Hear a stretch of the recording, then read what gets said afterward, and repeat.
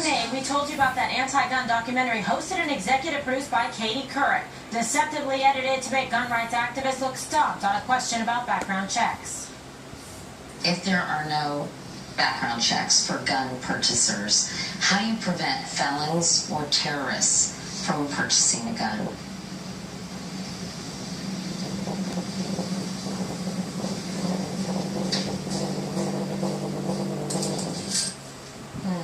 Luckily, those Second Amendment supporters recorded the interview themselves and proved that they answered Couric's question immediately. Take a look.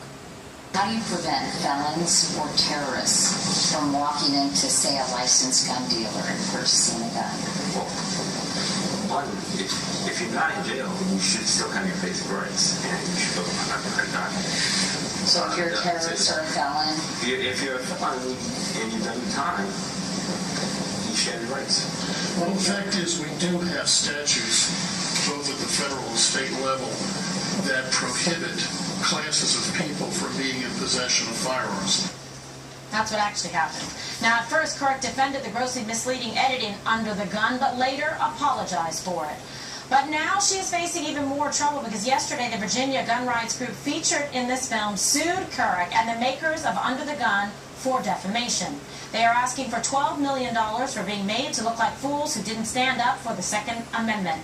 All right, Dana, so this is a story now that we kind of predicted was going to go forward in terms of these groups saying, we're going to sue because of what happened. This film went everywhere, and it was misleading because that's not what happened. They gave a response right away. Yeah, I'm glad that they went forward. And what Couric's company, or the company that made the film, said it was artistic license, but it was really political license. And so it's good to see there are consequences for this type of editing.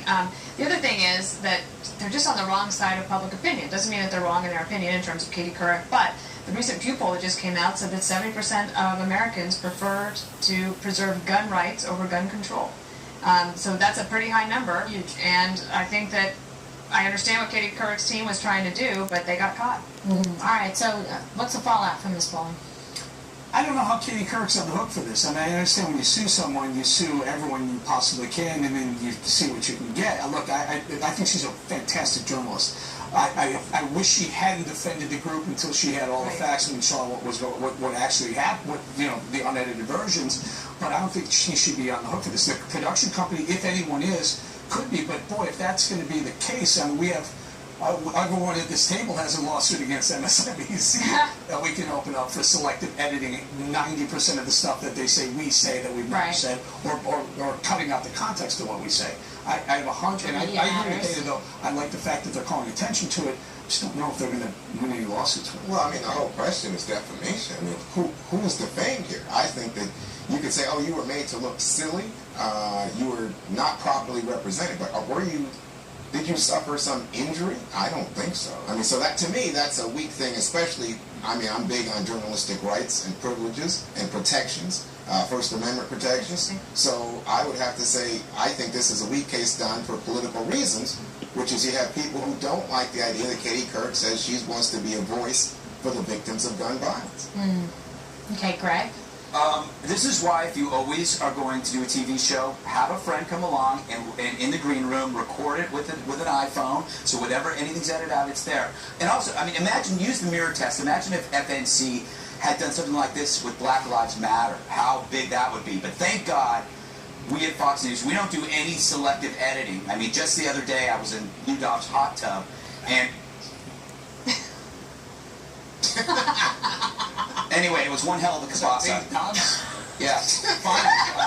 We had a huge barbecue. A huge barbecue. It's a huge barbecue. Yeah.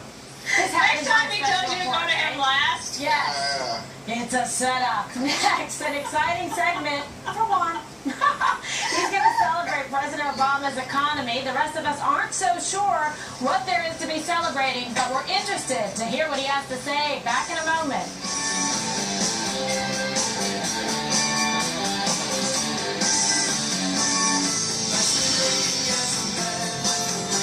We are the TV doctors of